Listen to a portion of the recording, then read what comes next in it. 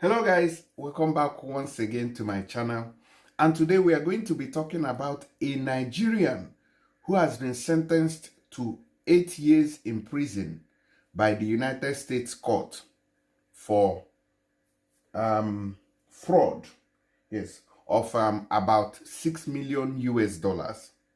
That's what we're going to be looking at here today. So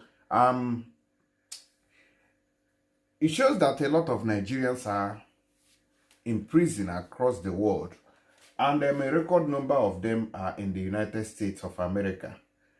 Because I think Americans, maybe they are women, let's put it at that, are, what's one of the most gullible people that are easily coerced into all this love scam and all the rest of them, wire fraud. A lot is going on in the US, and you know that US goes after the scammers or fraudsters wherever they are in the world. They have a very long arm of arresting anybody that has hurt their citizen in one way or the other. So that's what we're going to be looking at here today. Please share this video if you come across it on social media. Now, US court sentences Nigerian national for 8 years over $6 million business fraud. So in recent times, we've been hearing a lot about Nigerians in the US being caught for one fraud or the other. Now, this is a 39-year-old Nigerian, Okechukwu Valentine Osuji, and he was sentenced on Thursday in New Haven, Connecticut, United States, to 8 years in prison. For what? For his involvement in a large-scale business email compromise, BEC scheme.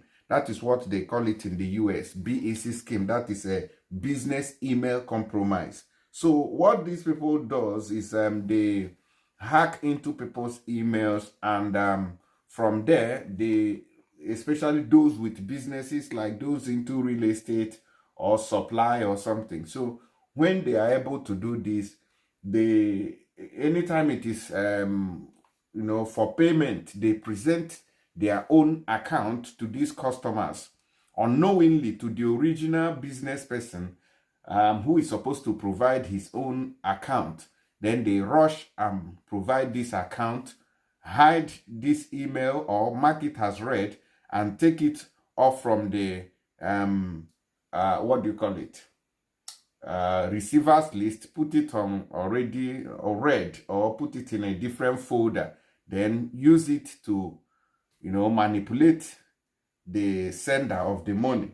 Now, the suspect operating across multiple countries, including the United States, and his co-conspirators defrauded numerous businesses and individuals by impersonating trusted entities in electronic communications.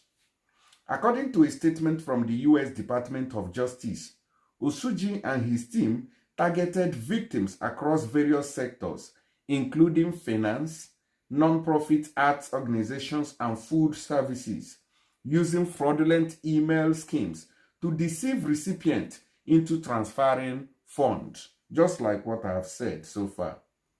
Now, they exploited both witting and unwitting money moles to receive and transfer the stolen money, diverting the funds into account controlled by them. That is, these fraudsters. They manipulate these people, deceiving them, making them to believe that they are transacting with the original owner of the business, that is the recipient. The victims of the scheme included businesses from Connecticut, Colorado, Alaska, New York, and beyond. Over the course of the operation, the conspirators were able to divert millions of dollars through fraudulent transactions, causing financial damage to their target.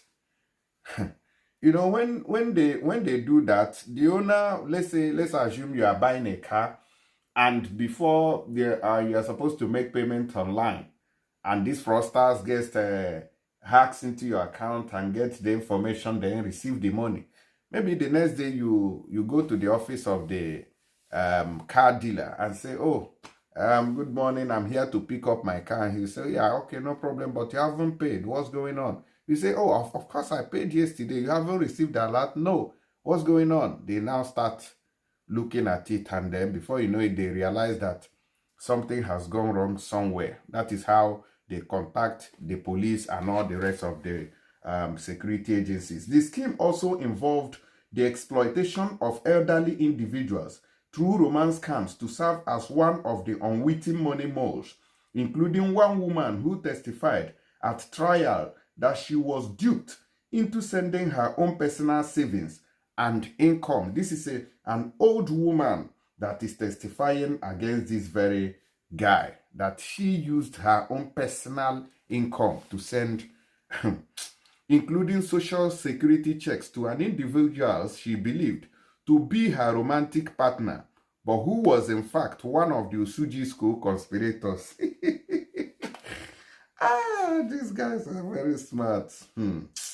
The scam resulted in the near total depletion of her life savings, caused her to declare bankruptcy, and led to the repossession of her house. So some of these scams that they are doing has led a lot of people to do things. Some people have, pied themselves because of these manipulations and these scams going on. Meanwhile, her personal bank account was also used to facilitate the fraud against one of the companies targeted by this Osuji.